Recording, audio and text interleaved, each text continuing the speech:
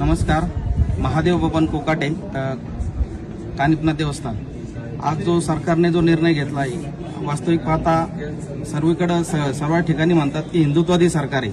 हिंदुत्ववादी सरकार असून जर त्या हिंदूंच्या देवदैवतावरती जर घाला घालण्याचं काम करत असेल तर हे कुठलं हिंदुत्ववादी सरकार आहे, असं आम्हाला एक सर्व हिंदू देवस्थानच्या वतीने हा जो निर्णय सरकारने केलाय याला सर्व देवस्थानच्या महाराष्ट्रातील देवस्थानतर्फे नाथ भक्तांतर्फे हा विरोध आहे. जर हा कायदा पुढे सरकारने पाऊल उचलला तर स्वाभाविकच पाहता आज कलेक्टर ऑफिसला, अहिल्यानगर कलेक्टर ऑफिसला एक निवेदन दिलेलं आहे नाथ भक्तांनी.